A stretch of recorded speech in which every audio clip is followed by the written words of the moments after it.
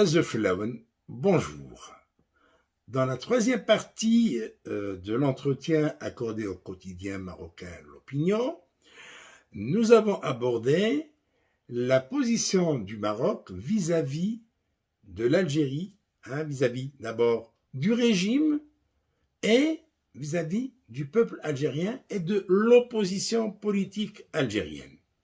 Évidemment, dans cette partie, je n'ai pas été de main morte, je n'ai pas été avec le dos de la cuillère pour justement dénoncer la passivité du régime marocain qui refuse de voir la réalité de face, qui refuse de voir qu'il a affaire à un régime de voyous avec lequel on ne doit pas composer et qui n'a jamais accordé la moindre aide aux forces de l'opposition, aux forces démocratiques, malgré les multiples accusations de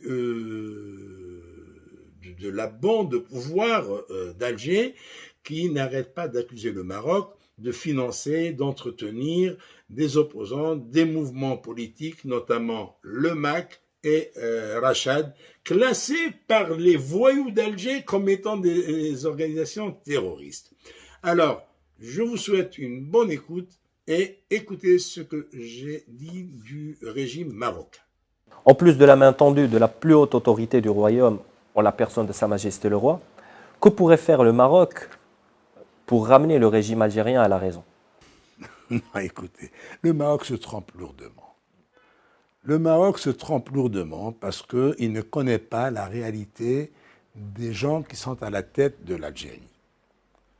Et tous ceux qui refusent de croire qu'il s'agit de voyous qui sont à la tête de l'État algérien vont le regretter plus tard.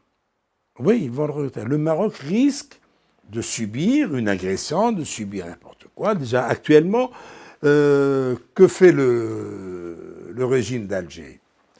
Allez, on ferme les frontières. Qui en pâtit? C'est pas le roi, c'est pas Chercheboun d'Alger, ni Chengria. C'est ce petit peuple algérien, ce petit peuple marocain, c'est ces familles déchirées. On ferme l'espace aérien. Qui en pâtit? C'est pas le roi, c'est pas le Chercheboun d'Alger.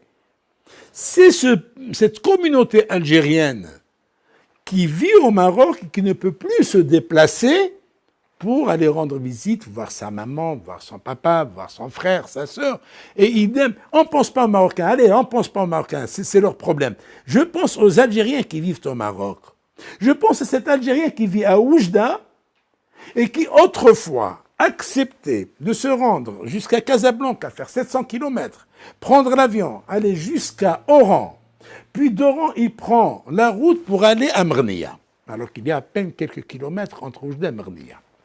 Aujourd'hui, il n'est incapable de le faire parce qu'il n'y a plus d'avion. Tout ce qu'il peut faire, c'est aller jusqu'à Casablanca, prendre un avion tunisien, pas autre que tunisien, aller en Tunisie et puis de la Tunisie aller jusqu'à Alger et d'Alger. Qui souffre de ces choses-là? C'est la pire des tortures qu'on puisse faire subir à un Algérien. Qui fait ça? Ces voyous d'Alger. Et le Maroc est en train de réfléchir comment amener à la raison des voyous. Un voyou, on ne l'amène jamais à la raison.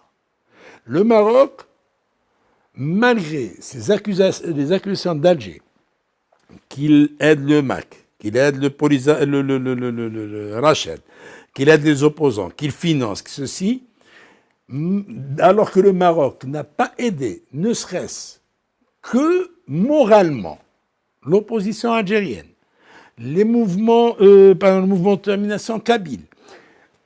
Il n'a aidé personne.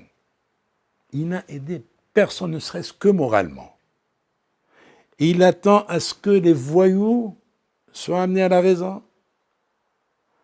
C'est-à-dire que pour aider le peuple algérien à se libérer de cette junte de voyous, non, il refuse de le faire. Et ça, c'est pas que moi j'appelle le Maroc à aider. Parce que normalement, les intérêts des Algériens et des Marocains sont communs. Ils sont communs. On parle du droit à l'autodétermination du peuple sahraoui. C'est le violon d'Ingres du pouvoir algérien. Je ne parle pas du territoire. Je parle les Algériens, le pouvoir d'Alger ne parle pas du territoire sahraoui. Il parle parce que le territoire sahraoui, il est perdu. Il parle du droit à l'autodétermination. Il faut répliquer par le même raisonnement. Tu me parles du droit à l'autodétermination d'un peuple qui compte même pas 100 000 âmes, et tu refuses à 44 millions d'Algériens le droit à l'autodétermination, le droit d'élire un président de la République démocratiquement, d'élire un parlement démocratiquement. Le Maroc n'a jamais dit ça, ni sa presse, ni le gouvernement, ni le roi. Personne ne pose le problème du peuple algérien. C'est comme si ce peuple n'existait pas.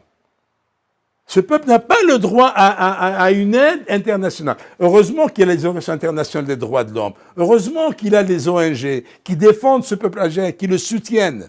Sinon, les gouvernements ne l'ont jamais soutenu. Ils abandonnent le peuple algérien qui est privé de son droit à l'autodétermination. الشعب